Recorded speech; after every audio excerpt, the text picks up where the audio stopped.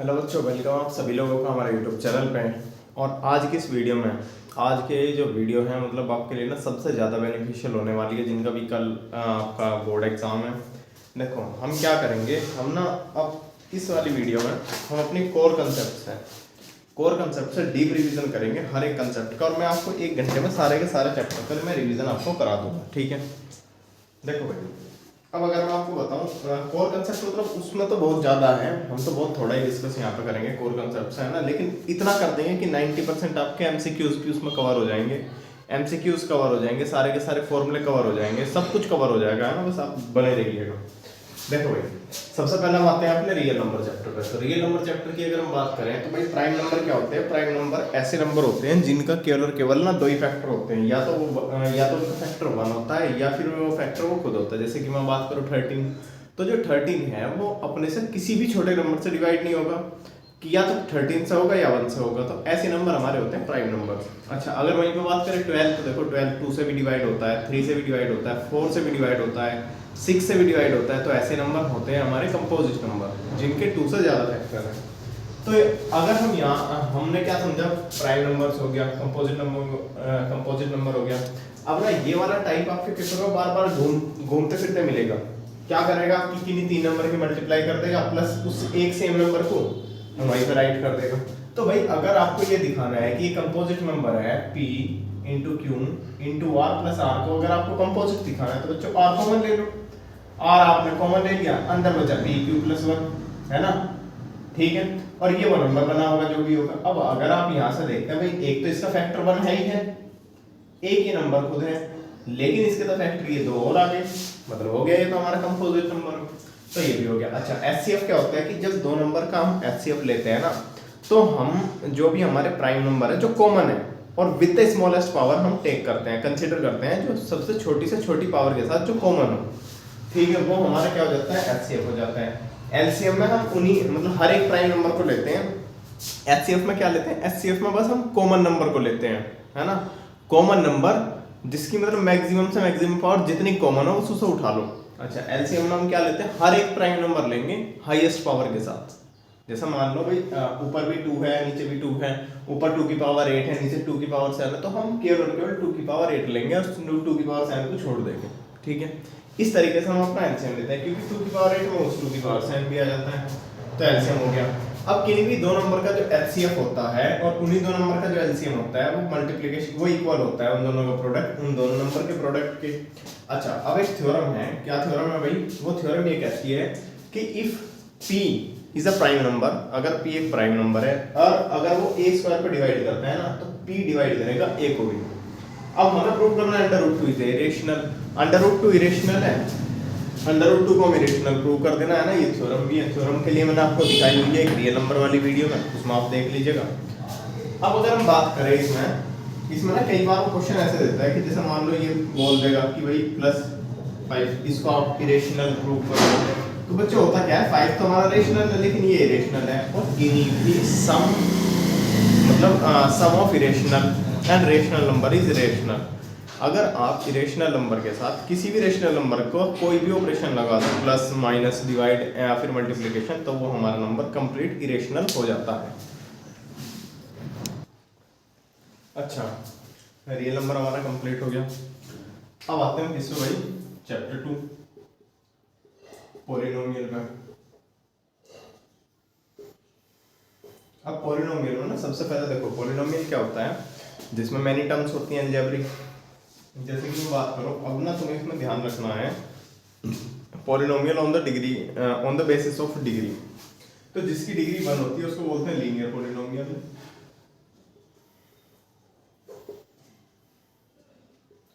Degree 2 वाले को बोलते हैं क्वाड्रेटिक पॉलिनोमियल।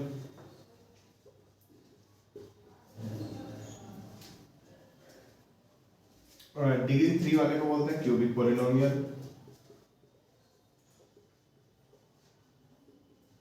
और डिग्री 4 वाले को बोलते हैं बाई क्वाड्रेटिक पॉलिनोमियल, ठीक है। देखो इसकी डिग्री 1, इसकी डिग्री 2, इसकी डिग्री 3 एंड इसकी डिग्री 4। अगर मैं इसकी स्टैंडर्ड फॉर्म की बात करूं तो ये ax प्लस बी क्वाड्रेटिक है ना, हाँ, तो इसे हम ax प्लस बी भी मान सकते हैं। ax square plus bx plus c, ax cube plus bx square plus cx plus d, और ये हो जाएगा ax की पावर 4 प्लस bx की power 3 plus cx square plus dx plus e। मतलब अब ना हमें एक चीज इसमें ध्यान रखनी है, रीजन एंड अदर्शन में क्वेश्चन आ सकता है कि किसी पॉलिनोमियल की अगर मान लो पावर n है तो उसके कितने जीरोस हो सकते हैं। तो बच्चों जीरोस ना, जीरोस होंगे हमेशा उतने ही जितनी उसकी डिग्री होगी। जैसे कि इसकी डिग्री 4 है तो इसके जीरोस 4 हो सकते हैं, 4 से कम हो सकते हैं लेकिन 4 से ज़्यादा नहीं होंगे, ठीक है। जैसे इसकी डिग्री 3 है तो 3 जीरोस इसके हो सकते हैं, 3 से ज़्यादा नहीं होने के, लेकिन 3 से कम हो सकते हैं, 2 भी हो सकते हैं, 1 जीरो भी हो सकते हैं, लेकिन 3 से ज़्यादा इसके जीरोस नहीं हो सकते, ठीक है। अब अगर हम बात करते हैं भाई पॉलिनोमियल की, तो एक ना इसमें ये इफेक्ट होता है। अब ना हमें इसमें ध्यान में देना है क्वाड्रेटिक पॉलिनोमियल को। तो क्वाड्रेटिक पॉलिनोमियल की शेप होती है भाई ये पैराबोला, या तो ऐसी या फिर ऐसी। अब जितनी बारी एक्स एक्सिस को कट करता है कोई पॉलिनोमियल उतने उसके जीरोस होते हैं। जहाँ पे एक्स एक्सिस को कट करता है वही एक्स की वैल्यू उसके जीरोस होते हैं, ठीक है। क्वाड्रेटिक पॉलिनोमियल हमारा यहाँ पर हो गया, ठीक है। अब क्वाड्रेटिक पॉलिनोमियल में ना कुछ कुछ चीजें हमें ध्यान में भी रखनी है। क्वाड्रेटिक पॉलिनोमियल में जब हम प्राइम फैक्टराइजेशन ही मतलब जब हम उसको फैक्टराइजेशन मेथड से सॉल्व करते हैं और हम जीरोस फाइंड करते हैं तो हम क्या करते हैं, ax square plus bx plus c में हम सबसे पहले ना ac की मल्टीप्लाई करते हैं, फिर हम ऐसे दो नंबर देखते हैं जिनको प्लस करके तो b बने और जिनको मल्टीप्लाई करके हमारा ac बनता है, मतलब इस प्रोडक्ट के इक्वल आता है। फिर उन दो नंबर में हम इनको डिवाइड कर देते हैं, ठीक है। अब अगर हम देखते हैं भाई, अगर मान लेते हैं इसके जो जीरोस हैं अगर वो अल्फा और बीटा है तो सम ऑफ जीरोस जो होता है बच्चों, सम ऑफ जीरोस होता है माइनस के बी अपॉन ए, और जो प्रोडक्ट ऑफ जीरोस होता है वो होता है सी अपॉन ए। अब ना कई बार वो आपको वैल्यू इस तरीके से बना के दे देगा कि भाई ये कोई पॉलिनोमियल है उसके अल्फा प्लस बीटा जीरोस हैं और आप ना इसकी वैल्यू फाइंड कर दो। तो भाई सिंपल है, पहले सम ऑफ जीरोस फाइंड कर लो, प्रोडक्ट ऑफ जीरोस फाइंड कर लो और उसको इस वैल्यू में पुट कर दो, हो जाएगा। अब अगर हम आते हैं भाई फॉर्मेशन ऑफ क्वाड्रेटिक पॉलिनोमियल में, तो देखो फॉर्मेशन ऑफ क्वाड्रेटिक पॉलिनोमियल क्या होता है, x square plus alpha plus beta x plus alpha beta. देखो क्या मतलब है इसका कि भाई x square minus sum of zeros multiply x और प्लस में प्रोडक्ट ऑफ जीरोस, ठीक है। पॉलिनोमियल हमारा फिनिश हो गया। अच्छा चलो मैं रिवाइज कराता हूँ पॉलिनोमियल को। भाई पॉलिनोमियल में किसी पॉलिनोमियल के कितने जीरोस हो सकते हैं, जितनी उसकी पावर है ना, जितनी उसकी डिग्री है एटमोस्ट उतना उसके जीरोस उतने हो सकते हैं। अच्छा बात करें अगर पॉलिनोमियल की कि अगर कोई पॉलिनोमियल एक्स एक्सिस को 4 टाइम्स कट करता है, 4 टाइम्स इंटरसेक्ट करता है, मतलब उसकी कितनी डिग्री हो सकती है, इसका मतलब है कि उसकी डिग्री 4 है, उसके जीरोस 4 है, ठीक है। यहाँ तक आपको ध्यान में रहेगा, ठीक है भाई। अब हम आते हैं किसमें भाई, अब हम आते हैं अपने चैप्टर 3 में। यहाँ तक ये खत्म हो गया। चैप्टर 3 की जब हम बात करेंगे, देखो हम आते हैं चैप्टर 3 में। चैप्टर 3 मतलब pair of linear equation into variable, मतलब हमारी दो इक्वेशन होती हैं, टू इक्वेशन हमें इसमें मिलती हैं, a1x plus b1y plus c1 equal to 0, a2x plus b2y plus c2 equal to 0, ठीक है बच्चों। अब ना हमको अगर ये लाइन देखनी है, ये जो है इक्वेशन है ये एक लाइन को रिप्रेजेंट करती है। लाइन कैसे, जैसे कि मैं बोल दूं कि ये हमारा कार्टेशियन सिस्टम है और इसमें ना ये किसी लाइन को रिप्रेजेंट करती है हर एक इक्वेशन। तो भाई अब अगर ये लाइन है, देखो एक पॉइंट पर कट कर रही है, इसका मतलब है कि ये एक पॉइंट पर जहाँ पर कट करती है और जिस पॉइंट पे एक दूसरे को इंटरसेक्ट करती है वो पॉइंट के कोऑर्डिनेट्स इस इक्वेशन के सॉल्यूशन होते हैं, ठीक है। अब जैसा अगर हम बात करें x की वैल्यू कुछ मिलेगी, y की वैल्यू कुछ मिलेगी, तो अगर ऐसी दो लाइंस हैं जो एक दूसरे को एक ही पॉइंट पर कट करती हैं उनका होता है यूनिक सॉल्यूशन, इंटरसेक्टिंग लाइंस उनको हम बोलते हैं। If two lines are coinciding, मतलब अगर एक लाइन है और उसी के ऊपर कोई दूसरी लाइन है, मतलब वो कई पॉइंट पर टच करती है, तो इसका मतलब है कि उसके इनफाइनाइटली मैनी सॉल्यूशंस हैं, ठीक है। अगर कोई लाइन है और उसके पैरेलल कोई अनदर लाइन है तो भाई हम उसको बोलते हैं कि there is no solution of the linear equations, मतलब ये कट ही नहीं करती एक दूसरे में, इंटरसेक्ट ही नहीं करती, तो इसके कोई सोल्यूशन नहीं होते, इनका कभी भी सोल्यूशन हमें नहीं मिलता। ठीक है भाई। अब इस चीज को ना ग्राफिकल तो हमें हर बार नहीं देखना होता, तो हम इस तरह देखते हैं कि अगर a1/a2 नॉट इक्वल टू है b1/b2 के, तो बच्चों लाइन होती है हमारी इंटरसेक्टिंग लाइन, इंटरसेक्टिंग लाइंस, और उनका होता है यूनिक सॉल्यूशन।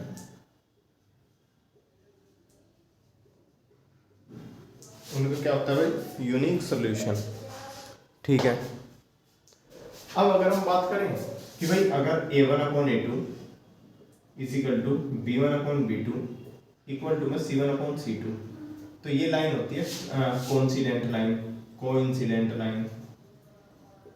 और यहाँ पे जो होता है, यहाँ पे होता है इनफाइनाइट सॉल्यूशन, इनफाइनाइट सॉल्यूशन।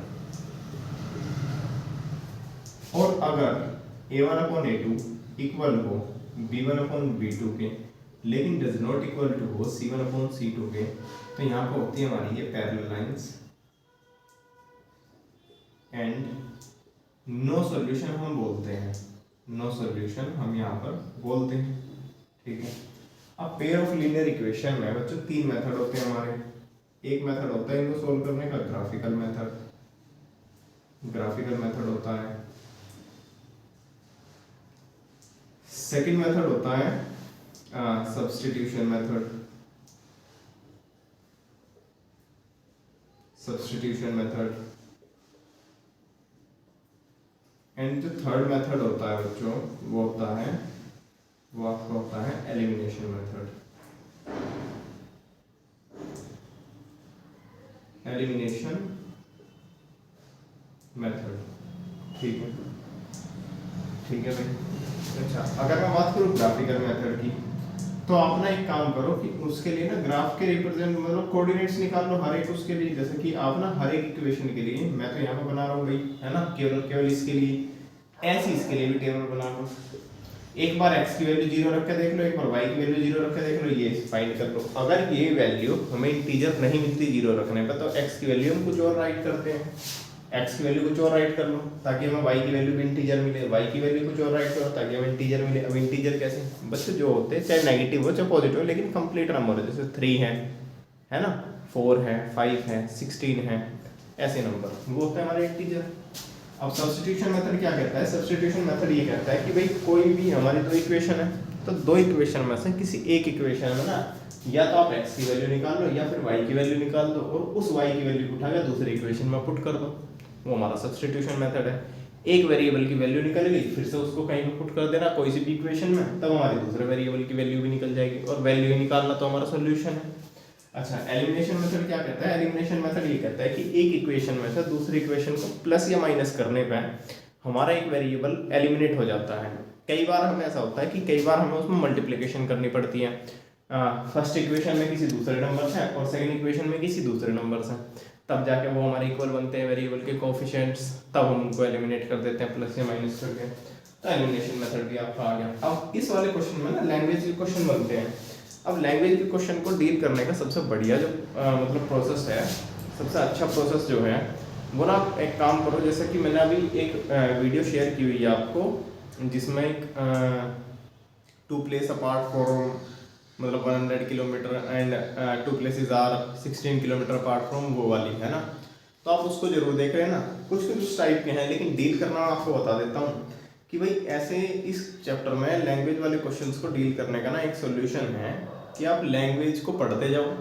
अगर आपको नहीं समझ में आता है तो आप शुरू से लेकर लास्ट तक क्वेश्चन को पढ़ना, शुरू से लेकर लास्ट तक, है ना, एक ही लाइन को 10 बार मत पढ़ना, शुरू से लेकर लास्ट तक पढ़ना, 2 बार पढ़ना, 3 बार पढ़ना, और जैसे जैसे बोलता जाए वो बस वैसे वैसे करते जाना, बाकी सब छोड़ो, है ना, आपको सोल्यूशन करना है तो बस आप जैसे जैसा बोलते जाए वैसे वैसे करते जाना। जितना इजी आप सिचुएशन बना सकते हो उतनी इजी सिचुएशन बनाना और अपने क्वेश्चन को सोल्व कर देना।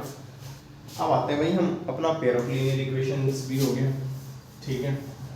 इसके लिए ना कुछ कुछ मैं आपको फॉर्मूले भी बता देता हूँ। जैसे कि अगर मान लो कोई x की स्पीड से जा रहा है, x किलोमीटर पर आवर की स्पीड से, कोई y किलोमीटर पर आवर की स्पीड से जा रहा है, और अगर वो सेम डायरेक्शन मतलब अपोजिट डायरेक्शन में आएंगे तो इनकी स्पीड प्लस हो जाएगी, अगर वो सेम डायरेक्शन में जाएंगे तो उनकी स्पीड माइनस हो जाएगी।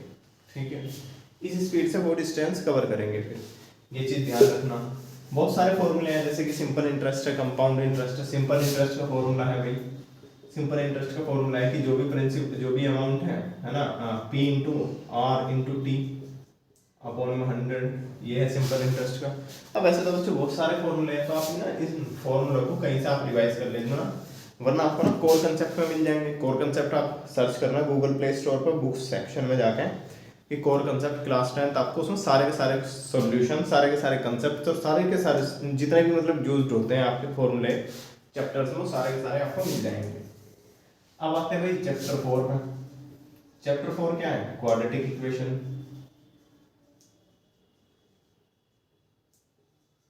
क्वाड्रेटिक इक्वेशन है।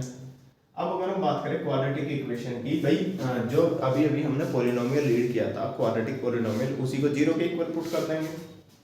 अगर हम ax² plus bx plus c को जीरो के इक्वल पुट कर दें तो हमारी क्वाड्रेटिक इक्वेशन हो जाती है। अब क्वाड्रेटिक इक्वेशन को प्राइम, वो तो है ना फैक्टराइजेशन मेथड, हमने पॉलिनोमियल में भी समझ लिया कि हमको ना ऐसे दो नंबर चाहिए जिनकी मल्टीप्लाई करके तो ac बने, जिनको प्लस माइनस करके b बने हमारा, वो हम क्वेश्चन के अकॉर्डिंग देख रहे हैं। ठीक है, अब हमने ax² plus bx plus c हो गया। अगर मैं इसमें, अगर आपको बोलता है क्वेश्चन में कि सॉल्व द इक्वेशन, उसका मतलब है कि आपको अभी भी रूट्स निकालने हैं, जीरोस निकालने हैं, है ना। बोलता है कि अगर वो find the solution of the equation, उसमें भी आपको ना x की वैल्यू ही निकालनी है। इसमें लैंग्वेज वाले क्वेश्चन भी बनते हैं, लैंग्वेज वाले क्वेश्चन से डील कर लेंगे हम, है ना। ठीक है, और क्वाड्रेटिक इक्वेशन में अगर मैं मान लो इसके भी अल्फा और बीटा जीरोस हैं या रूट्स हैं, तो बच्चों इसमें भी अल्फा प्लस बीटा होगा माइनस के b अपॉन a, अल्फा और बीटा होगा क्या? c upon a। अब इसमें ना एक फॉर्मूला होता है, इसमें फॉर्मूला होता है क्या भाई, कि x की वैल्यू ना हम इसी इक्वेशन में x की वैल्यू हम ऐसे निकाल सकते हैं कि माइनस का b plus minus under root b² minus के 4ac एंड अपॉन में 2a। ठीक है, जब वो बोलता है, इसको बोलते हैं क्वाड्रेटिक फॉर्मूला।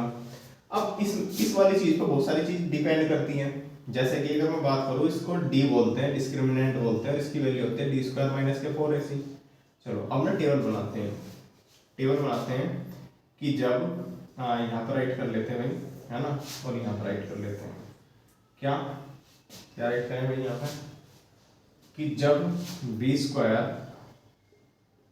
माइनस 4ac, है ना, जीरो से एक बार तो छोटा हूँ, जब b² माइनस के 4ac जीरो के इक्वल हो, जब b² माइनस के 4ac, मतलब मैं बात कर रहा हूँ d की, है ना, d अगर वो जीरो से बड़ा है और एक परफेक्ट स्क्वायर है, परफेक्ट स्क्वायर है, और d जो b² माइनस 4ac जो है वो बड़ा तो है जीरो से और वो नॉट परफेक्ट स्क्वायर है, नॉट परफेक्ट स्क्वायर है। तब इस कंडीशन में ना नेचर ऑफ रूट्स हमें बताने होते हैं। तो यहाँ पे जो नेचर ऑफ रूट्स होंगे बच्चों कैसे होंगे? इमेजिनरी। इमेजिनरी मतलब does not exist, not exist होंगे, एग्जिस्ट ही नहीं करने के, ऐसे बन जाएंगे।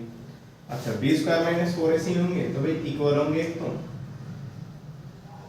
रियल होंगे और रेशनल होंगे।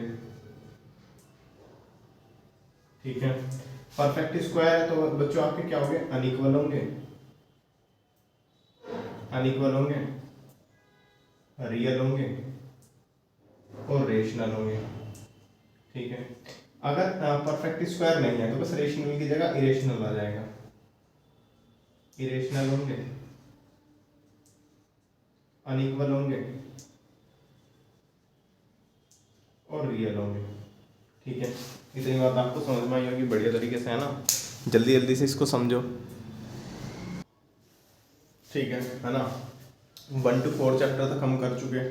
अब आते हैं चैप्टर नंबर 5। चैप्टर 5 में थोड़े से फॉर्मूले आपको ज़्यादा याद रखने हैं और वो है हमारा AP। ठीक है, चैप्टर 5 AP है।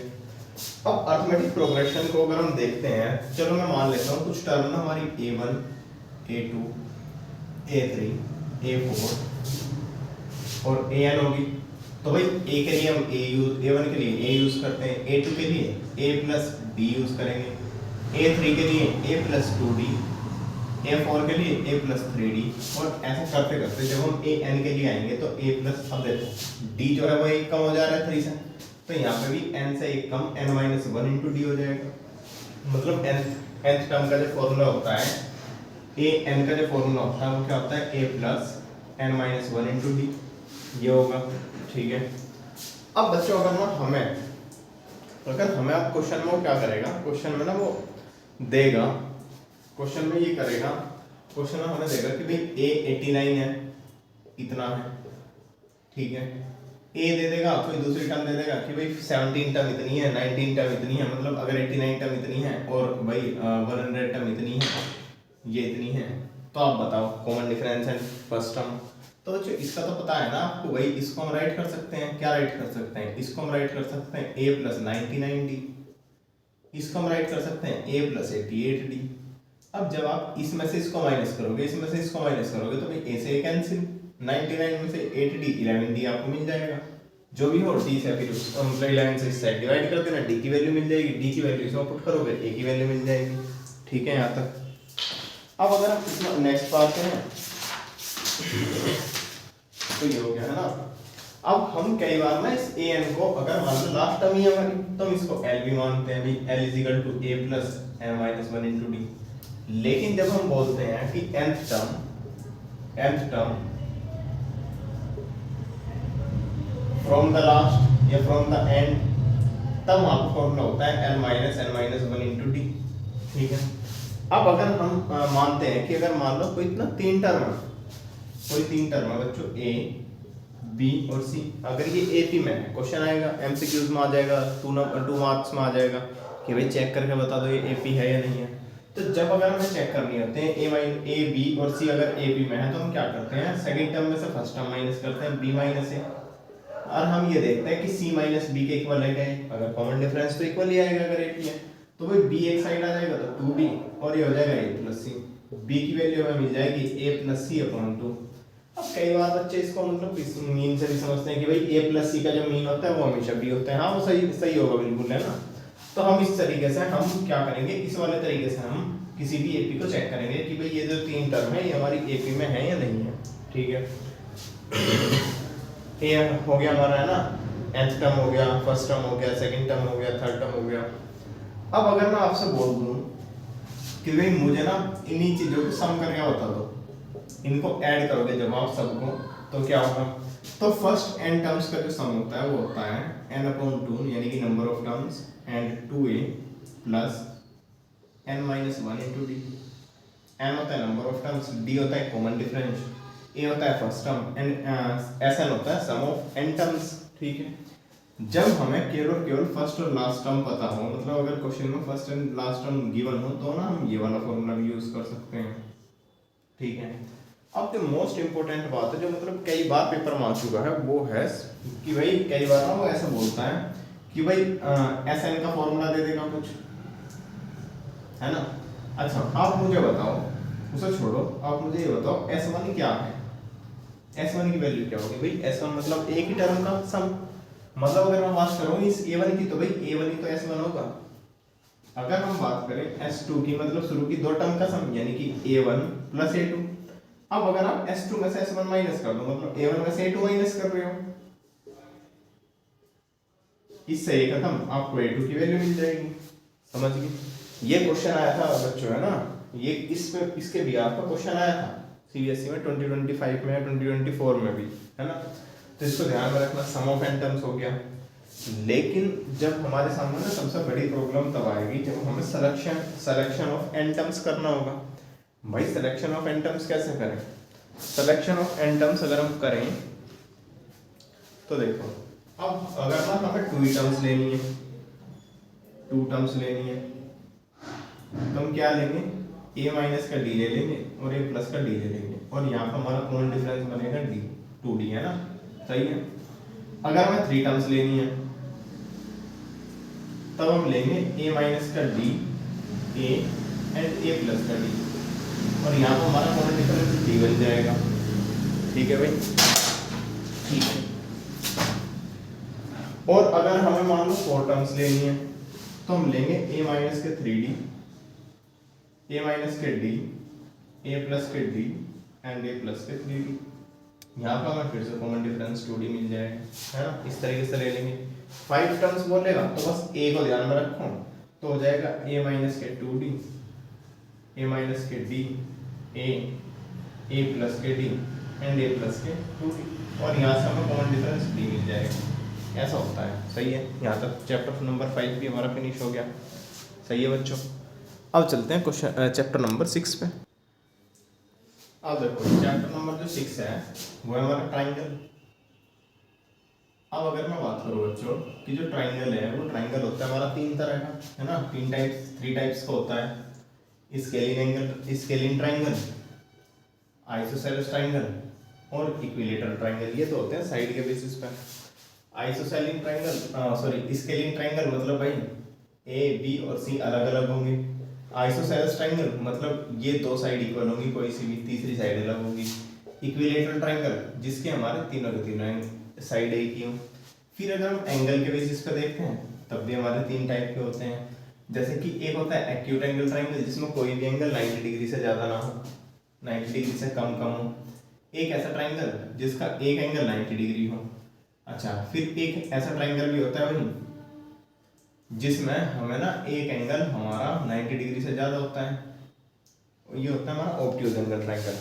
लेकिन हमें ना इन चीज़ों को तो पढ़ना ही है, लेकिन हमें अपने कुछ ट्राइंगल चैप्टर में हमें कुछ और ध्यान में रखना है कि क्या अगर कोई ट्राइंगल है, अगर कोई भी ट्राइंगल है, जैसे मैं बात करूँ ये 3 तरह के ट्राइंगल बना लेता हूँ। अगर मान लो कि इस वाली लाइन के पैरेलल कोई दूसरी लाइन है वो ना इन दोनों लाइन को कट करती है, इंटरसेक्ट करती है, मतलब ये दोनों पैरेलल है। अगर इस वाली लाइन के पैरेलल है तो वैसे ड्रॉ हो जाएगी, इस वाली लाइन के पैरेलल है तो वैसे ड्रॉ हो जाएगी। तो भाई होता क्या है, ये दोनों पैरेलल लाइंस हैं। तो बीपीटी बेसिक प्रोपोर्शनैलिटी थ्योरम है ना, और लगातार मतलब ये कई 10-12 सालों से लगातार आ रही है। बीपीटी ये कहती है कि भाई अगर ये ना A B C D E है तो बच्चों होगा क्या कि जहां पे ना अगर ये एक लाइन के एक साइड के कोई दूसरी लाइन पैरेलल है तो बाकी की जो 2 साइड हैं जिनको वो इंटरसेक्ट करती है लाइन, वो दोनों सेम रेशियो में डिवाइड हो जाती हैं। जैसे कि A B upon B C equal होगा A E upon E D के, है ना। और वो सेम यहाँ से भी होगा। अगर मैं मान लूँ इसको P Q R S T तो यहाँ से क्या होगा पी टी अपॉन में T Q is equal to P S upon में एस आर। अब इन ट्राइंगल में आप देख लेना खुद से, है ना। मैं इसका बता देता हूँ। और क्या होगा भाई, छोटी साइड के अपॉन में बड़ी side A B upon A C equal होगा A E upon A D के। और क्या होगा भाई, बी सी अपॉन में ए सी इक्वल होगा फिर से वो ई डी अपॉन में ए डी के। बेसिक प्रोपोर्शनैलिटी थ्योरम ये कहती है। अच्छा, कन्वर्स ऑफ बीपीटी क्या कहती है कि अगर ये रेशियो मिल गया हमें तो ये जो लाइंस है ना ये पैरेलल हो जाएंगी। ठीक है, कन्वर्स ऑफ बीपीटी हो गया। फिर हमारे बच्चों इसमें आते हैं 3 सिमिलैरिटी के कंसेप्ट। 3 सिमिलैरिटी के कंसेप्ट ये आते हैं कि अगर कोई भी 2 ट्राइंगल हैं और अगर वो सिमिलर हैं, पहले ये बात ध्यान रखना है ना, अगर कोई 2 ट्राइंगल हैं और अगर वे सिमिलर हैं, if 2 triangles are similar then the corresponding angles of the 2 triangles are equal and the corresponding sides are proportional। मतलब ये कह रहा है कि अगर कोई भी 2 ट्राइंगल इक्वल है ना तो उनके corresponding एंगल तो इक्वल होंगे ही होंगे, और उनकी जो corresponding साइड्स है वो क्या होगी, प्रोपोर्शनल होगी। अब इसमें ना हमने कुछ सिमिलरिटी क्राइटेरियन दे दिए, जैसे कि साइड साइड साइड। अब अगर मैं 2 ट्राइंगल बना लेता हूँ अपने, जैसे कि मान लो मैं बोल देता हूँ कि ये ट्राइंगल है ए बी सी, ये ट्राइंगल है पी क्यू आर, और अगर मैं बोलता हूँ कि इसमें ए बी जो है वो पी क्यू के प्रोपोर्शनल है, मतलब A B upon P Q, और ये सेम रेशियो में मिलता है बी सी और क्यू आर में, है ना। ये बी सी को 3 से कर देते हैं और ये 1 से, और is equal to A C upon में पी आर। तो बच्चों होगा क्या कि हमारे जो ट्राइंगल है ना ए बी सी वो सिमिलर हो जाएंगे ट्राइंगल पी क्यू आर की, और अगर ऐसा हो गया तो कॉरस्पॉन्डिंग एंगल्स भी हमारे इक्वल होंगे। ठीक है। अच्छा, एंगल क्राइटेरियन क्या कहता है, एंगल क्राइटेरियन ये कहता है कि किसी भी ट्राइंगल में 3 एंगल इक्वल हो गए तो वो भी सिमिलर हो गया, और अगर वो सिमिलर हो गया तो फिर ये वाली प्रॉपर्टी भी होल्ड हो जाएगी। तीसरा कहता है side angle side. Side angle side क्या कहता है कि भाई अगर मान लो ये रेशियो और ये रेशियो मिल गया मैं, है ना, जैसे कि मैं क्या करूं कि A B upon P Q मिल गया, ठीक है, A C upon P R मिल गया, और एंगल ए एंगल पी के इक्वल हो गया, तो ये हो जाती है हमारी साइड एंगल साइड, मतलब देखो वही दो साइड तो सेम रेशियो में और उन्हीं के बीच का एंगल इक्वल, तब भी हमारे ट्रायंगल सिमिलर हो जाते हैं। यहाँ तक चीज़ें क्लियर है एकदम, ठीक है।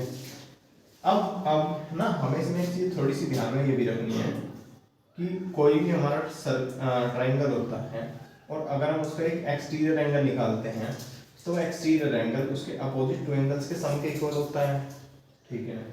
दूसरी बात कि कोई भी ट्रायंगल है तो उसमें एंगल सम प्रॉपर्टी लगती है। एंगल सम प्रॉपर्टी क्या कहती है कि तीनों एंगल का जो सम है वो 180 डिग्री होता है, ठीक है।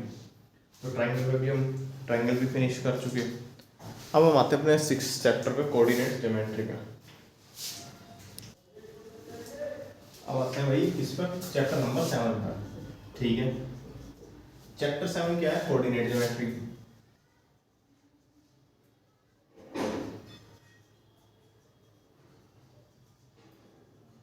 Coordinate geometry.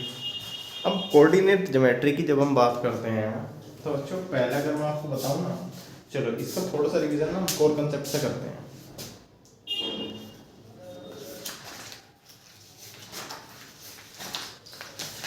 देखो भाई,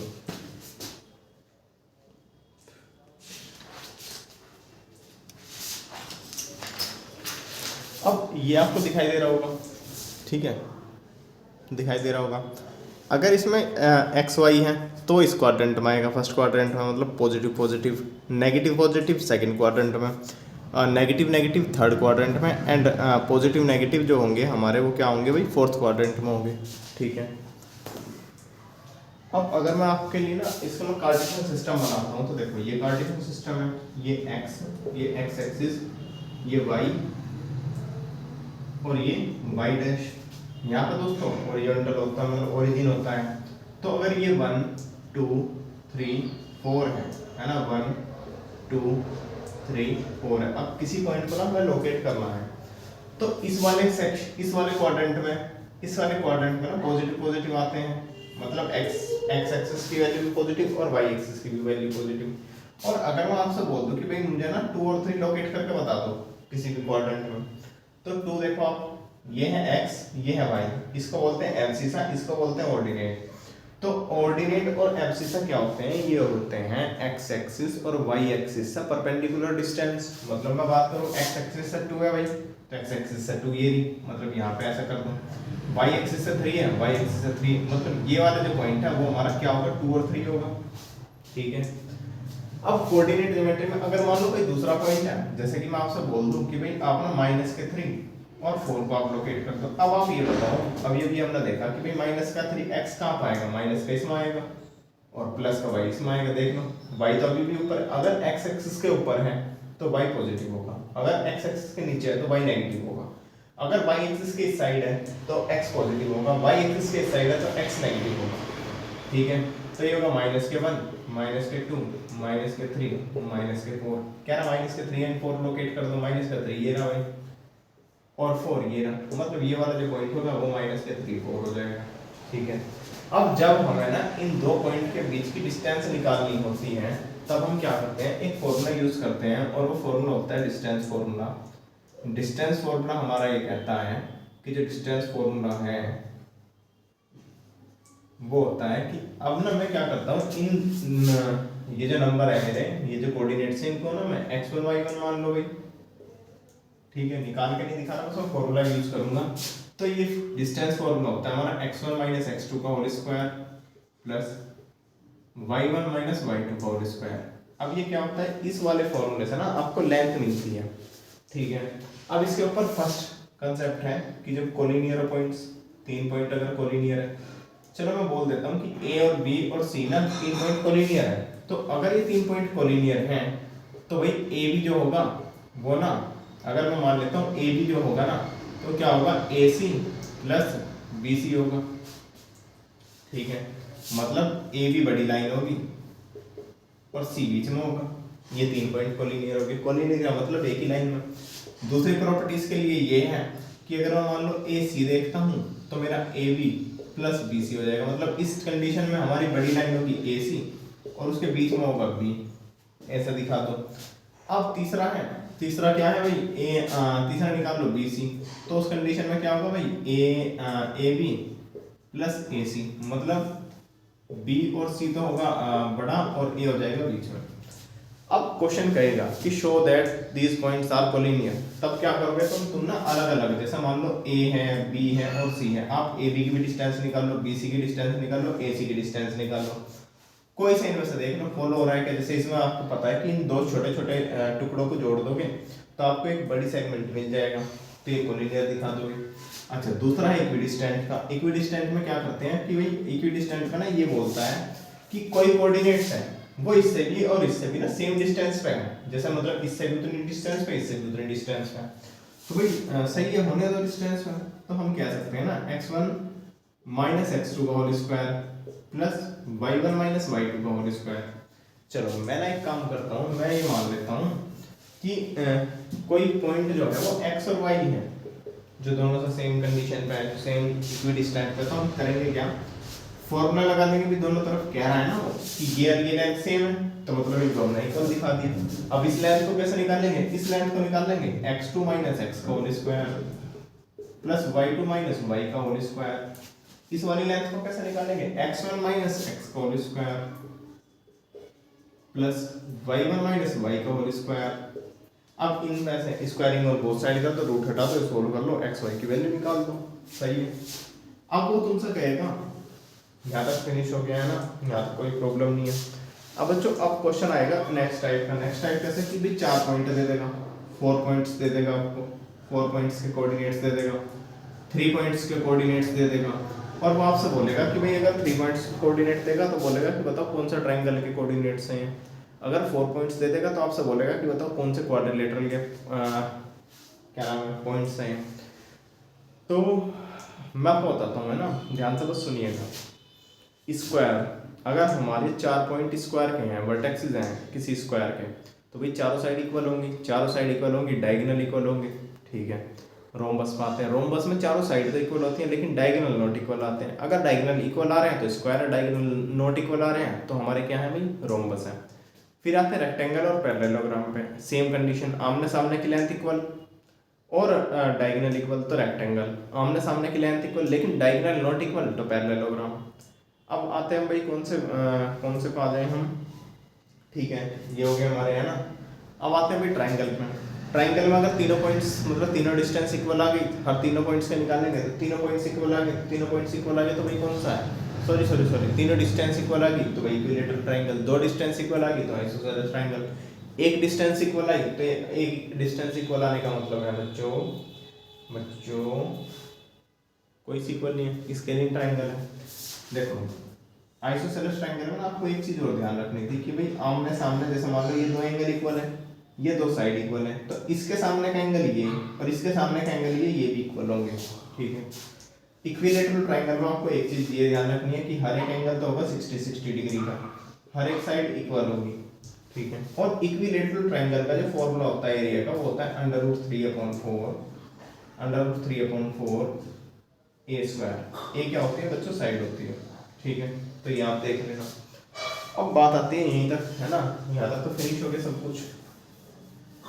अब वो कई बार ना ये बोलेगा कि भाई सर्कल है, सर्कल का सेंटर है, ये रेडियस है, ये पॉइंट दे देगा, ये पॉइंट दे देगा, है ना, और आपको कहेगा कि रेडियस निकाल दो, या फिर रेडियस की लेंथ दे देगा, तो आपको एक पॉइंट दे देगा, दूसरा पॉइंट निकाल दो, भाई वो निकाल दोगे, डिस्टेंस फॉर्मूले से आराम से निकल जाएगा। अब आते हैं इसके दूसरे सेगमेंट पे, इंटरसेक्शन फॉर्मूले पर। इंटरसेक्शन फॉर्मूला क्या कहता है,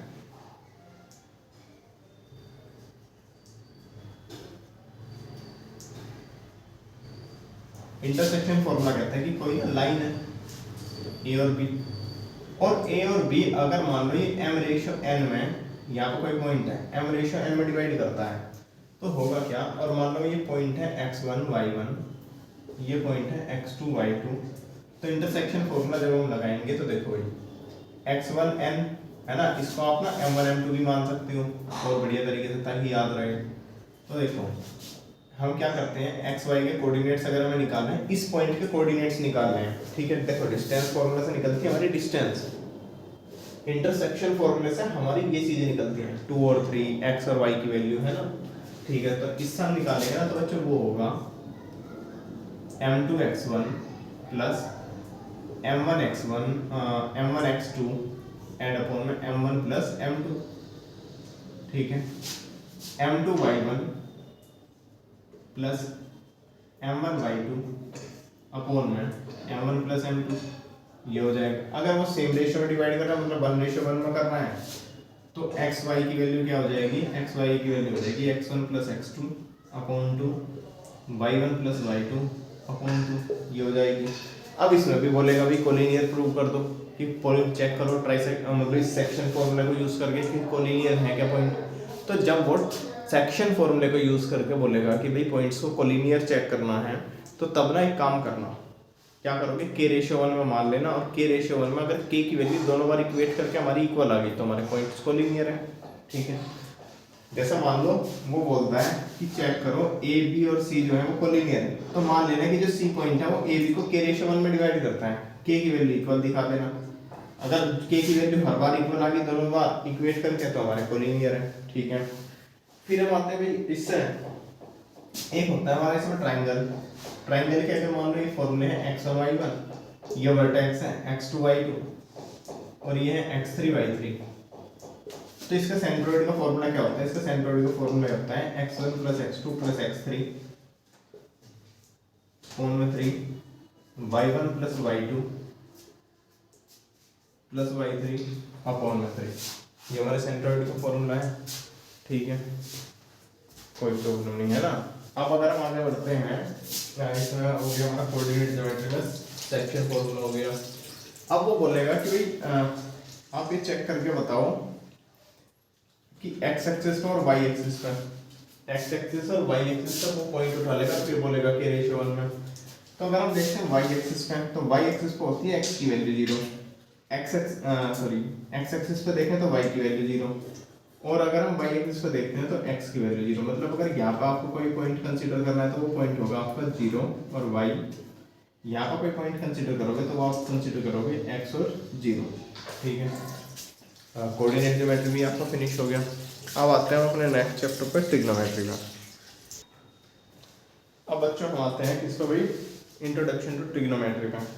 अगर मान लो ये ट्राइंगल है हमारा राइट एंगल ट्राइंगल, और हम इस वाले एंगल की बात कर रहे हैं, या फिर यही हमारा ट्राइंगल है लेकिन हम इस वाले एंगल की बात कर रहे हैं, तो अगर हम इसकी बात करेंगे तो इसके सामने वाला परपेंडिकुलर 90 डिग्री के सामने वाला हाइपोटेनस, और 90 डिग्री और रेफरेंस एंगल, ये हमारा रेफरेंस एंगल है जिसको हम ऑब्जर्व कर रहे हैं, जिसको हम कंसीडर कर रहे हैं, इनको मिलाने वाली लाइन बेस।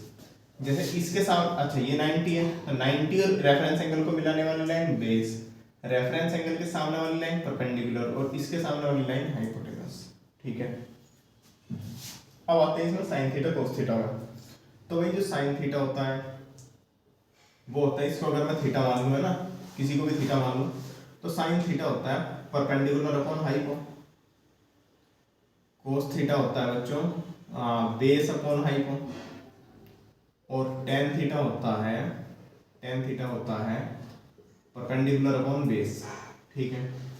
इसी का जो रेसिप्रोकल होता है, अच्छा इससे पहले ना मैं एक चीज और ध्यान में रखनी चाहिए थी कि जो साइन थीटा होता है भैया वो होता है 1 अपॉन कोसेक थीटा, जो कोसेक थीटा होता है वो होता है 1 अपॉन साइन थीटा, या फिर मैं देख लो साइन थीटा की मल्टीप्लाई अगर मैं कोसेक थीटा में करता हूँ तो मैं डायरेक्ट राइट कर सकता हूँ कहीं पर भी कि वो 1 होगा, ठीक है।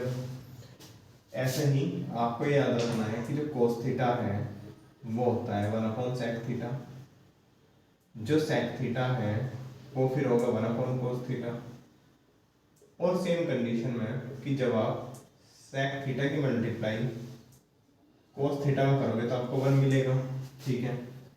ऐसे ही टेन थीटा के लिए tan theta is equal to 1 upon cos theta, cos theta equal to 1 upon tan theta. And अगर हम टेन थीटा की मल्टीप्लाई कहीं पर भी कोट थीटा में करते हैं सेम एंगल में तो हमें 1 मिलेगा। ठीक है, एक फॉर्मूला और है कि भाई टेन थीटा जो होता है वो होता है साइन थीटा अपॉन में कोस थीटा,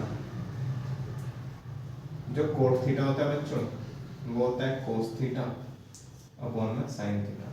ठीक है, अब देखो अगर sine theta P upon H है तो कोसेक थीटा क्या होगा, कोसेक थीटा इसका अपोजिट हो जाएगा hypo upon perpendicular, sec theta cos theta का अपोजिट हो जाएगा hypotenuse upon base, cot theta tan theta का अपोजिट हो जाएगा बेस अपॉन परपेंडिकुलर, ये याद रहेगा है ना। अगर मैं बात करता हूँ टेबल की, मैं बात करूँ अगर भाई टेबल की तो देखो टेबल तो आप खुद से भी पढ़ सकते हैं ना, मैं मतलब टेबल आपको तो यहीं से भी दिखा दूंगा। चलो भाई टेबल दिखा देते हैं है ना। अच्छा एक चीज़ ना इसमें आपको एक चीज़ और बताता हूँ क्या, कि अगर कहीं पर भी साइन थीटा हो कोस थीटा हो टेन थीटा और उसका स्क्वायर है तो बच्चों हम ना उसको ऐसा ऑब्जर्व करते हैं। ठीक है, ये सही है। कहीं पर अगर साइन थीटा है तो हम ना उसको ऐसा नहीं मानते कि भाई साइन जो साइन है उसकी मल्टीप्लाई है थीटा के साथ ना, ये गलत है भाई। ठीक है, दूसरा हम ना इसमें ये ऑब्जर्व नहीं करते कि जो साइन ए है और उसकी पावर माइनस के 1 है तो हम ना उसको 1 अपॉन साइन ए नहीं राइट कर सकते। सही है, ये चीज़ ध्यान में रखना। ठीक है भाई, अच्छा ये चीज़ तो हम राइट कर सकते हैं, ये चीज़ तो हम राइट करेंगे, लेकिन ना इसको नॉट इक्वल टू राइट करेंगे कि साइन माइनस के 1 है, ये नहीं राइट करेंगे है ना, इसका मतलब तो ये सही है। ठीक है, तो ये चीज़ आपको ध्यान में रखनी है थोड़ी सी। अब इसके अंदर 3 आइडेंटिटी है हमारी, अगर मैं आपको 3 आइडेंटिटीज के बारे में बताऊं तो भाई क्या होती है, sine square theta plus cos square theta is equal to 1, या फिर बात करें अगर हम कि सेक स्क्वायर थीटा माइनस के tan square theta is equal to 1,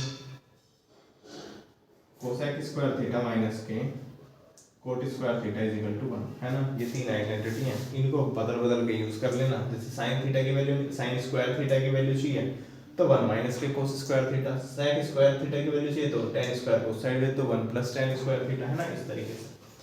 अब चलो मैं ना आपको टेबल दिखा देता हूँ, एक बार टेबल भी आप देख लेना, और टेबल आप चाहो तो ना स्क्रीनशॉट ले लेना।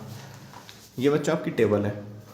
ठीक है, ये सब कुछ आपको कोर कंसेप्ट में मिल जाएगा, आप इसको ना परचेज कर सकते हो गूगल प्ले स्टोर से, कोर कंसेप्ट क्लास 10 से करके। ठीक है, अब आते हैं भैया हम अपने नेक्स्ट चैप्टर पे। ट्रिग्नोमेट्री तो हो गया, लेकिन ट्रिग्नोमेट्री का भी एक पार्ट तो रहेगा हमारा, कौन सा, सम एप्लीकेशन ऑफ ट्रिग्नोमेट्री। भाई सम एप्लीकेशन ऑफ ट्रिग्नोमेट्री जो होता है, आप एक बात बताओ, अगर हमें देखो ध्यान से, मैं ऐसे खड़ा हूँ है ना, और अगर मुझे कोई भी ऑब्जेक्ट ऐसे देखना हुआ तो जहाँ पे मेरी ये जो लाइन थी ये वो लाइन है। ठीक है, ये वो लाइन है जहाँ पे मेरी ये आँख है। ठीक है भाई, है ना, आँख में गलती बनी गई तो समझ लेना है ना भाई, ये मेरी ये आँख है। अगर मैं आँखों को ऊपर उठाता हूँ अपनी स्ट्रेट लाइन से तो ये जो एंगल है ना, ये एंगल ऑफ एलिवेशन है। ठीक है, अगर मैं इसी से ऐसे देखता हूँ, यहाँ से ऐसे देखता हूँ, नीचे की तरफ देखता हूँ, तो ये मेरा एंगल ऑफ डिप्रेशन है। लेकिन तुम्हें ना एक चीज ध्यान में रखनी है कि जिस पॉइंट को मैं देख रहा हूँ उस पॉइंट से एंगल ऑफ डिप्रेशन और एंगल ऑफ एलिवेशन इक्वल होते हैं। जिस पॉइंट से मैं नीचे की तरफ देख रहा हूँ और जिस पॉइंट को मैं देख रहा हूँ उस पॉइंट से जो एंगल ऑफ डिप्रेशन है वो एंगल ऑफ एलिवेशन के इक्वल होगा। ठीक है, और वो होगा भी वही है ना, क्योंकि ये दो तो पैरेलल लाइन बन जाएगी और ये ट्रांसवर्सल लाइन, और ये हो जाएगा अल्टरनेट इंटीरियर एंगल। तो सम ये ना आपको याद रखना है क्या भाई, कि angle of elevation equal to angle of depression. ठीक है, ये चीज आपको ध्यान में रखनी है। अब आते हैं दोस्तों हम अपने चैप्टर 10 पे, सर्कल पे। ठीक है, सर्कल को बहुत बड़े ध्यान से समझना भाई, ये सर्कल है, ये इसकी सेंटर है, सेंटर से सरकमफ्रेंस को मिलाने वाली चीज को रेडियस बोलते हैं। सरकमफ्रेंस हमारी 2 पाई आर होती है, सर्कल का जो एरिया होता है वो पाई आर स्क्वायर होता है, और ये इसकी रेडियस, और जो रेडियस होती है वो डायमीटर की आधी होती है, मतलब जो रेडियस होती है वो d/2 होती है। ठीक है, अब हमें इसमें कुछ कुछ चीज़ें ध्यान में रखनी है। जैसे कि मैं बात करूँ, ये सर्कल है, सर्कल की सरकमफ्रेंस को टच करने वाली एक लाइन कॉर्ड होती है। अब आप कहोगे भैया डायमीटर भी तो सर्कल को टच कर रही है 2 पॉइंट पे, हाँ तो भाई वो लॉन्गेस्ट कॉर्ड है। अब ये एमसीक्यूज में आ सकता है क्या कि सर्कल की लॉन्गेस्ट कॉर्ड क्या होगी, डायमीटर, रेडियस, सीकेंट। भाई तुम्हें आंख बंद कर डायमीटर लगा देना है। अच्छा, अगर हम आप बात करें हमसे टेंजेंट क्या होती है, तो जो टेंजेंट होती है सर्कल को एक पॉइंट पर टच करने वाली लाइन टेंजेंट होती है, जो बाहर बाहर से टच करके चली जाती है। एक ऐसी लाइन जो अंदर से सर्कल को टच करती हुई, छोड़ो, इंटरसेक्ट करती हुई चली जाती है, उसको हम सीकेंट बोलते हैं। तो ये सीकेंट है, ये आपकी टेंजेंट है। ठीक है, और ये क्या है बच्चों, ये आपकी कॉर्ड है, ये आपका डायमीटर है, और डायमीटर क्या है भाई, लॉन्गेस्ट कॉर्ड है। सही है, इतनी सही चीज समझ में आई होगी। अब क्वेश्चन ना देखो, क्वेश्चन कितने बढ़िया तरीके से आ सकता है। क्वेश्चन बच्चों ऐसे भी आ सकता है कि आप ना मुझे ये बताओ कि किसी सर्कल में कितनी आपकी टेंजेंट, कितनी आपकी रेडियस, कितने आपके डायमीटर, कितनी आपकी सीकेंट, कितने आपके, मतलब कुछ भी पूछ ले ना, कितने हो सकते हैं, तो इनफाइनाइट उसका आंसर होगा। ठीक है, अब हम आते हैं सर्कल की थ्योरम्स पर, जो मोस्ट इंपोर्टेंट है, जो 10 की 10 मतलब 8 से 10 थ्योरम है, वो हमें याद रखनी है। फर्स्ट थ्योरम ये कहती है कि जो सर्कल है, सर्कल की जो रेडियस है वो हमेशा ही टेंजेंट के परपेंडिकुलर होती है। ठीक है, सेकंड थ्योरम इसी का कन्वर्स है, क्या कि टेंजेंट पे डाला गया परपेंडिकुलर हमेशा ही सर्कल की रेडियस होती है। ठीक है, थर्ड थ्योरम, सेकंड इसका कन्वर्स है भाई। ठीक है, सेकंड इसका कन्वर्स है, मतलब इसी को उल्टा बोल दो तो ये हो जाएगा, 1 को सीधा बोल दो तो 2 हो जाएगा।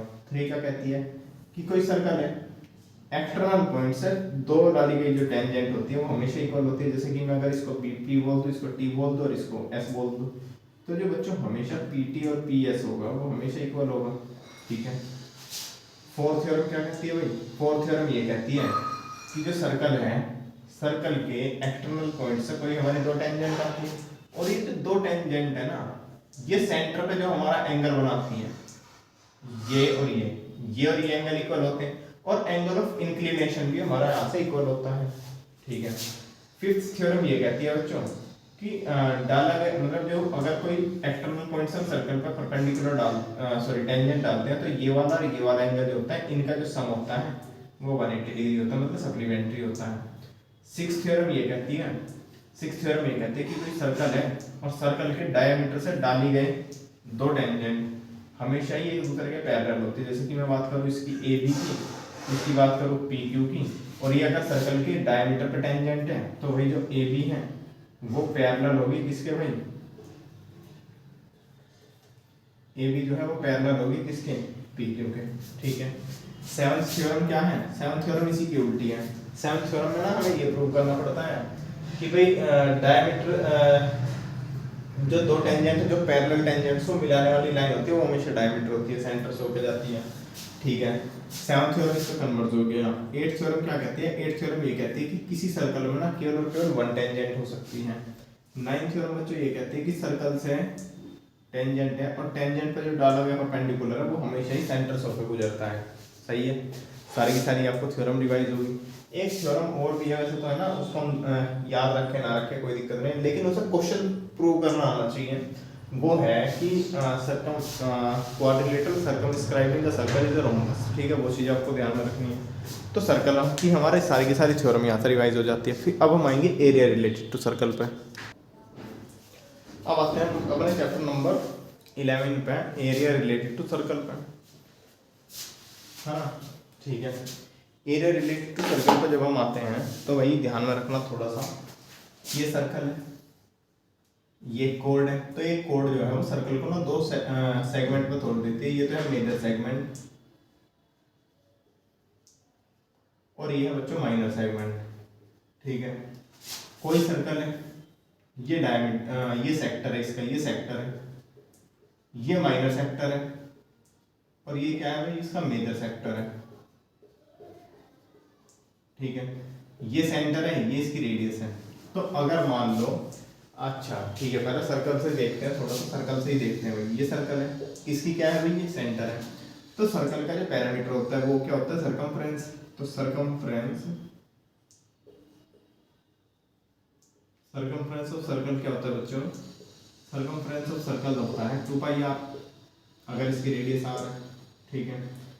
और अगर मैं बात करूँ आपसे कि इसका एरिया क्या होता है, तो एरिया होता है पाई आर स्क्वायर, ठीक है भाई, ठीक है। अब मैं अगर आपसे पूछता हूँ सेमी सर्कल, मतलब आधा सर्कल ले लो, इतना ले लो। अगर मैं इसका पैरामीटर पूछता हूँ तो भाई देखो, सरकमफ्रेंस का आधा हो गया, मतलब 2 पाई आर का हाफ, 2 पाई आर का हाफ 2 प्लस, लेकिन 2 रेडियस ऐड हो गई, देख लो, एक रेडियस ये, एक रेडियस ये, 2 आर। तो भाई 2 से 2 कैंसिल, और यहाँ से आर कैंसिल, आर कॉमन ले लेंगे, है ना। तो यहाँ से क्या बनेगा भाई, मतलब कॉमन कोई बात नहीं, ऐसे सोल्व करोगे ना वो ज़्यादा बेस्ट है। तो पाई आर प्लस 2 आर, ये हो जाएगा। अच्छा, अगर एरिया की बात करें, एरिया ऑफ सर्कल क्या होता है, एरिया ऑफ सेमी सर्कल क्या होता है, तो पाई आर स्क्वायर अपॉन में 2 हो जाता है इसका एरिया, सही है, ठीक है।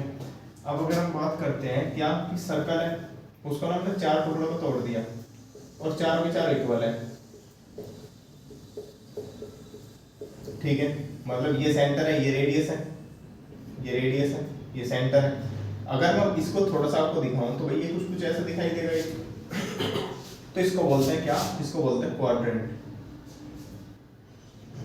अब क्वाड्रेंट की अगर हम बात करें भाई कि क्वाड्रेंट का पैरामीटर क्या होगा, तो देखो पहली बात है 2 रेडियस इक्वल हो रही है, 2 रेडियस और प्लस में लेंथ ऑफ आर मतलब एल, ठीक है, ये हमारा हो जाएगा इसका भी। लेकिन अगर हमने इसमें वो अगर इसका एरिया देखते हैं तो एरिया क्या 40 में टूट गया हमारा सर्कल, मतलब पाई आर स्क्वायर और उसको 4, तो ये हो जाएगा 1, सही है। अब अगर हम आते हैं किसमें भाई, यहाँ तक तो हो गया है ना सेगमेंट। अब आते हैं अपने एरिया ऑफ सेक्टर में, अब आते हैं अपने सेक्टर पे, ये क्या है भाई, क्वाड्रेंट। अगर हम बात करें एरिया ऑफ सेक्टर की, सेक्टर क्या होता है, सेक्टर होता है ये वाली फिगर, ये है माइनर सेक्टर। और अगर मेजर सेक्टर दिखाऊं तो भाई ये है आपका मेजर सेक्टर, ठीक है, ये इधर का ये माइनर सेक्टर। तो कोई सा भी निकाल लो तो एरिया होता है pi R square theta upon 360। अच्छा, दूसरा फॉर्मूला बताओ भाई, दूसरा फॉर्मूला होता है pi R square N upon 2 pi R. N क्या होता है भाई, एन ये लेंथ होती है, ठीक है, लेंथ ऑफ आर, सही है। अगर हम सेगमेंट की बात करते हैं तो एरिया ऑफ सेगमेंट की बात करोगे तो एरिया ऑफ सेगमेंट की बात करते हैं ना, तो ये होता है pi R square theta upon 360 minus के 1/2 आर स्क्वायर साइन थीटा। अच्छा, अगर हम इसके पैरामीटर की बात करें तो भाई पैरामीटर देखो, पहला तो लेंथ ऑफ आर जो भी एल है, लेकिन बच्चों हमें इसमें कोड की लेंथ पता होनी चाहिए, तो इसमें भाई लेंथ ऑफ कोड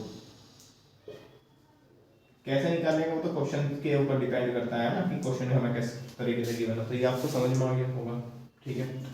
अब ना इसमें एक क्वेश्चन एक आया था, मतलब 2024 में आया था शायद वो क्वेश्चन, कि अगर एक सर्कल एक व्हील है और वो रोटेशन करता है 11 किलोमीटर में 5000 टाइम्स, तो उसका वो बता दो भाई, सर्कमफ्रेंस बता दो, उसकी रेडियस बता दो।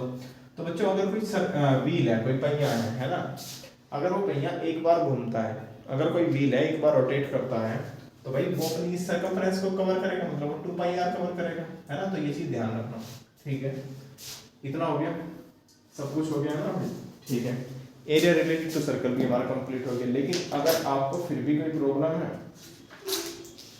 तो ना देखो भाई, यहाँ से भी आपको बढ़िया तरीके से दिख जाएगा कि एरिया ऑफ मेजर सेगमेंट जो है वो बड़े से पूरे सर्कल में से माइनस छोटे को माइनस करे जब भी हमें मिल जाएगा, ठीक है।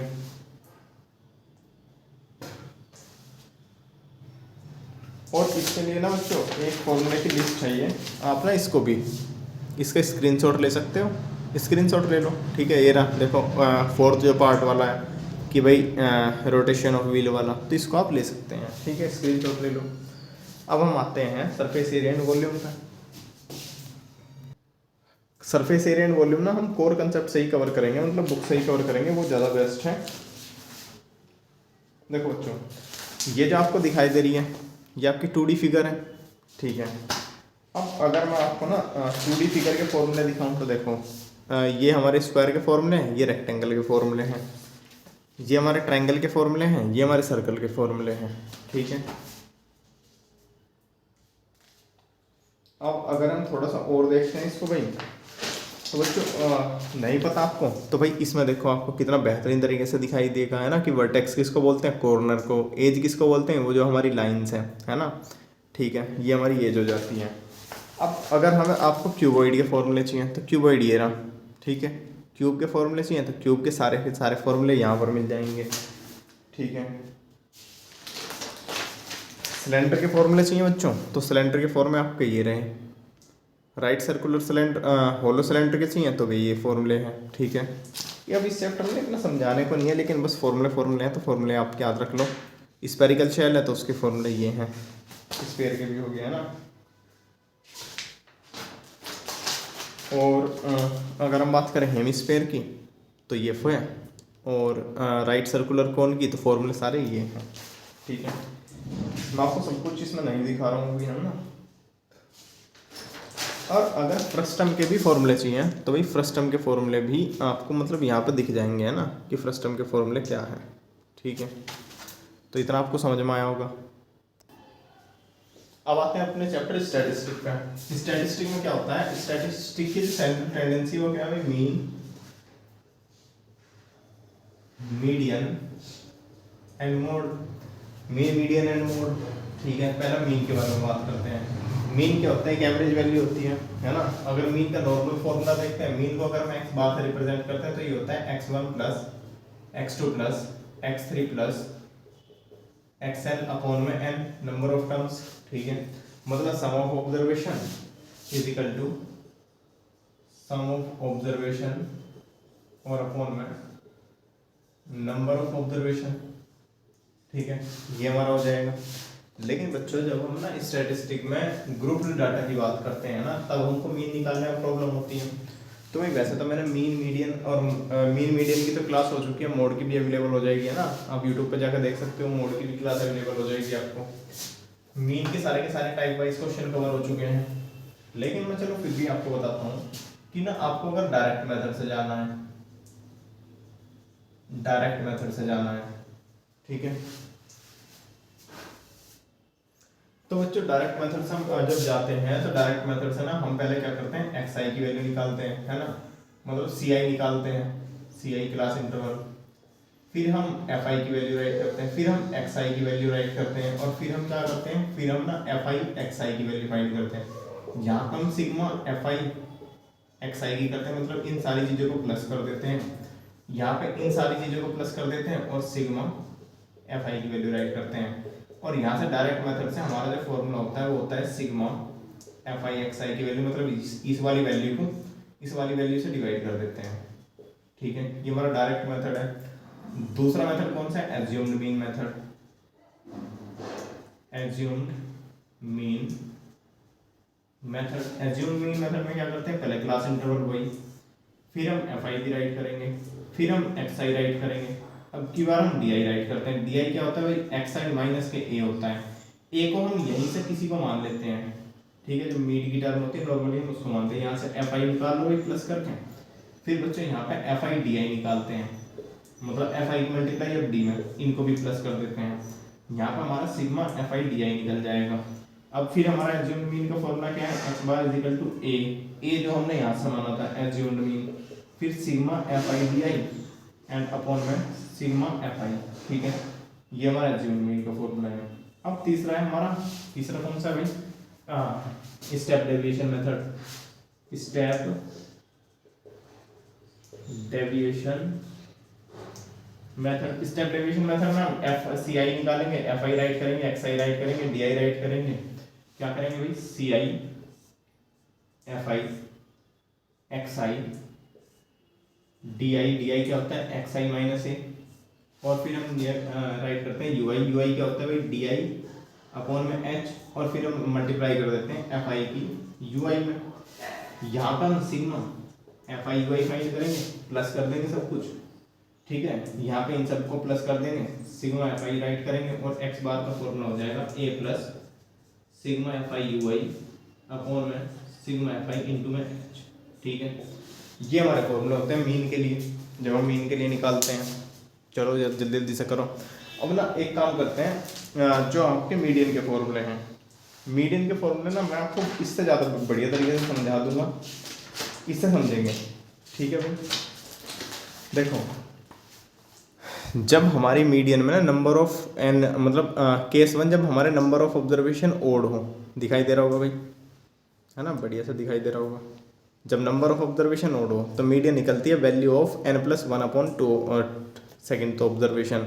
अच्छा, जब केस 2 जब हमारी इफ़ n इज़ इवन, अगर n की वैल्यू इवन है तो 1/2 value of n/2 plus n/2 + 1 observation, है ना, इससे हम निकाल देते हैं।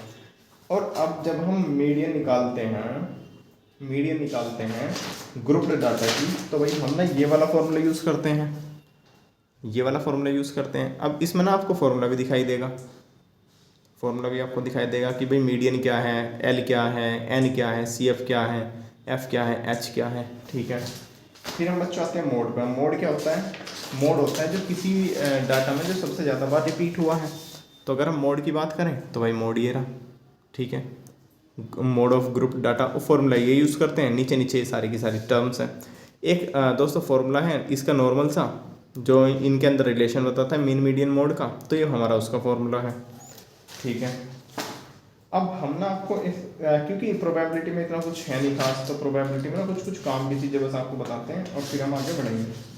देखो भाई, कोई भी अगर हमारा सिक्का है, मतलब अगर कॉइन है, तो कॉइन में हमारे कितने केस बनेंगे? एक केस बनेगा जब हम सिक्के को एक बार उछालेंगे, 2 बार उछालेंगे तो ये केस बनेंगे। ठीक है, अगर हमारे डाइस हैं, डाइस ऐसे देख सकते हो, लेकिन बच्चों को सबसे प्रॉब्लम आती है कार्ड्स में। तो कार्ड्स भाई यहाँ से देख लो, रेड कार्ड्स कैसे हैं, कार्ड का डिस्ट्रीब्यूशन कैसे हैं, नहीं समझ में आता है तो भाई और भी बढ़िया है कि आप कार्ड्स को यहाँ से भी देख सकते हो। ठीक है, कंप्लीट आपका रिवीजन हो गया। अब एक रिवीजन अभी भी आपका रह गया, क्या कि probability of event plus probability of event का not occurrence is equal to हमेशा बच्चों 1 होता है, and sum of all complementary pairs of event are equal to 1 and sum of all elementary pairs are 1। ठीक है, तो कंप्लीट आपका revision हो चुका है। जल्दी से इस वीडियो का ठीक है, नहीं दिखाई दे होगा, देखो दोबारा बताता हूँ कि वो जो मैंने वहाँ पर राइट किया था कि क्या probability of event plus probability of not occurrence of event is equal to हमेशा 1 होता है। तो चलिए दोस्तों, जल्दी से जल्दी इस वीडियो को रिवाइज कर लीजिएगा, है ना, हर एक चीज़ को समझ लीजिएगा।